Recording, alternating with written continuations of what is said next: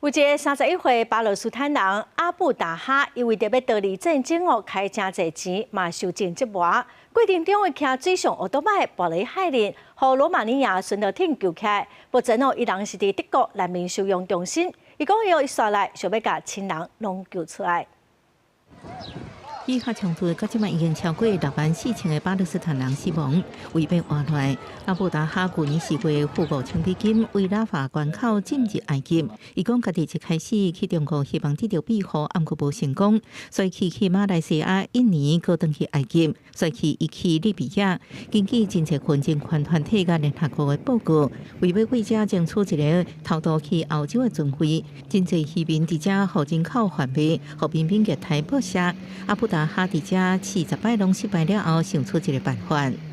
فقمت بالتخطيط لها خلال شهرين جبنا جيت سكاي جبنا بفحص البنزين حسبنا المسافة اتجاه اللمبدوزر كان البنزين ينتهي معنا يضوي يعني زملق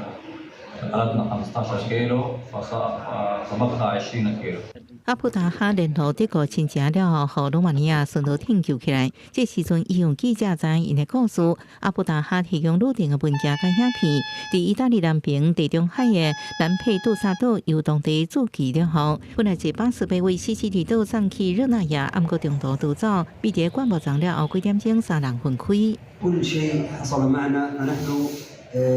لم نتوقع الذي سيكون أمامنا ولكن 为这时阵开始，意大利当局失去因的动向，阿布达哈坐一班为热那亚飞向布鲁塞尔联航班机，坐火车到德国科隆，甲亲戚联络到，最后到西北部城镇布拉姆瑟。شغل وكل شيء الحمد لله كان مرتاح ماديا وكل شيء وكان باني وراح كله هذا ربنا هدوا لي اخوي بعد ما هدوا البيت。阿布达哈已经提出庇护申请，这段路程环过亚洲、非洲甲欧洲，渡轮火车机票甲头渡钱，可能将近2万美金，命保条例。不过还有一段未知的路要行，就是将战火内底的亲人接过来。公视新闻，恩文玲报道。